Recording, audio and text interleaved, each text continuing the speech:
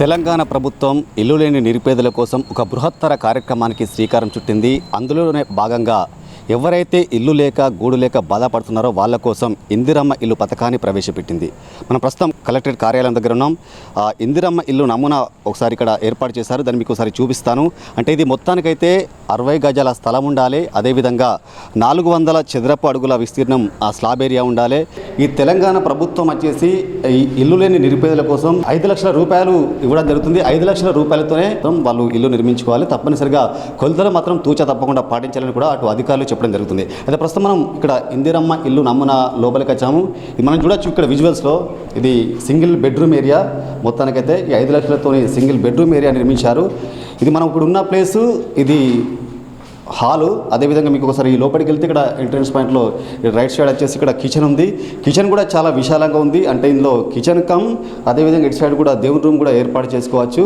మొత్తానికైతే ఇది అంటే తెలంగాణ ప్రభుత్వం మాత్రం 5 లక్షల రూపాయలు ఇస్తుంది. దాంతోనే వీళ్ళు ఇక్కడ ఇందిరమ్మ ఇల్లు నిర్మాణం చేపట్టుకోవాలి. Single bedroom. ఇక్కడ చూడొచ్చు, ఇక్కడ కిచెన్ ఉంటుంది.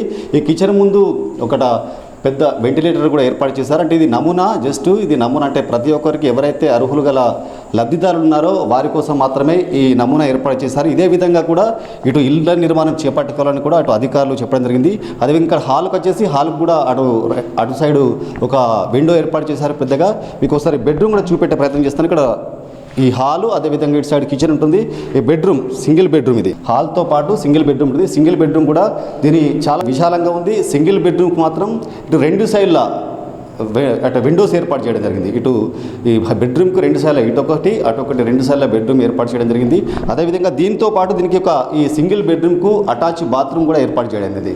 ఫిల్టరైజేషన్ చేసిన తర్వాత ఎవరైతే అర్హులు ఉన్నారో వాళ్ళని గుర్తించి వాళ్ళకు 5 లక్షల రూపాయలు ఇచ్చిన తర్వాత ఈ నమూనా ఆధారంగానే ఎవరైతే ఈ ఇందిరమ్మ ఇల్లు నిర్మించుకోవాలనుకుంటున్నారో వాళ్ళకి ఈ నమూనా ఆధారంగానే సేమ్ యాజ్ ఇట్ ఈజ్ ఒక సింగిల్ బెడ్రూమ్ నిర్మించుకోవాలి. పొడవు అదేవిధంగా వెడల్పు అదేవిధంగా కొలతలు మాత్రం తప్పనిసరి. కేవలం 60 గజాల స్థలం ఉండాలి.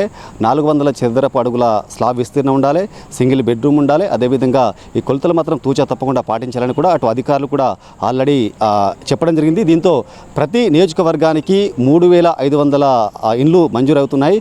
అంటే ఒకవేళ ఎవరైతే ఈ ఇందిరమ్మ ఇల్లు కోసం అప్లికేషన్ పెట్టుకున్నారో ఒకవేళ వాళ్ళకు మొదటి విడతలో రాకపోతే రెండో విడతలో కూడా రాని వాళ్ళకు కూడా లెక్కింపు చేపట్టి వాళ్ళకు కూడా ఇస్తామని కూడా అటు ప్రజాప్రతినిధులు కానీ అటు అధికారులు కానీ చెప్పడం జరిగింది. ఇందిరమ్మ ఇల్లు నిర్మాణానికి మాత్రం అప్లికేషన్లు తీసుకున్నారు. అప్లికేషన్లో భాగంగానే వెరిఫికేషన్ ప్రక్రియ కొనసాగుతుంది.